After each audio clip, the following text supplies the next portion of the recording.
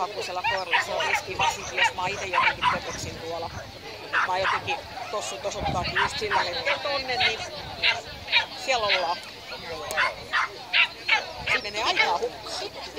Turha tehdä semmoisia tyhmiä 5 sekunnin virheitä. Niin. Pitää kuitenkin korjata, että se menee ihan turhaan.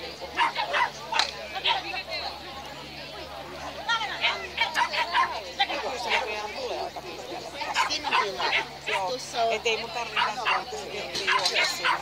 Mä en itse asiassa tiedä, että onko se järkevin vaihtoehto lähteä tuon kukkien ja pein väliin seikkailemaan. Ei ehkä olekaan, joo. Kannattaako vaan antaa sivuirtoamaan ja lähettää tuohon kukkeen ja siirtyy yksilö tänne ottaa vastaan renkalta.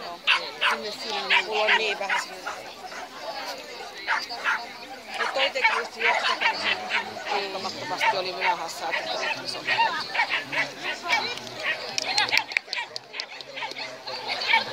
Varmaan äksä jo varmasti. Rupesi näyttämään niin. Joo, on niin eri.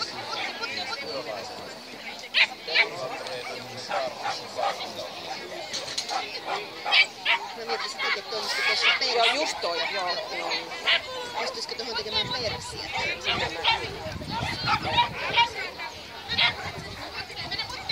Nyt sitten 3 mä oon tällä puolella ja vedän sen rauhassa tämän reunaan ja sitten sitä tarvitsee höhäistä. Tästä ja yhdessä juosta hypoteilla puolella sen suoraan tänne. Ihan vaan mielessä Tuossa nimittäin on se riski, että sä vedät koiran ohitteessa, että on moni, joka ei saa käännettyä sitä. Joo, ei se on aika semmoinen ylikäännös. Joo, ja ne tulee aika pitkälle kuitenkin tuolta liikestä.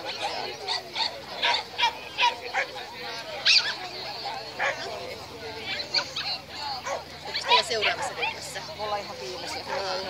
Et ihan... Mä en sit varmaan kun teitte nää näin, koska mä olen luultavasti siinä vaiheessa jo matsikas ja turkilla menossa, niin et soi. Joo.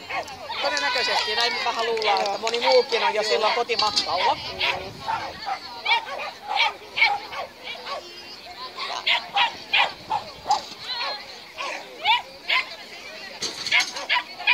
Pitää vielä hetken 3 koiraa kotiin ennen kuin pääsee kotiin ja paraisuudelle, että se on sitten saarissa. No niin just. Käy tekemässä kierroksen.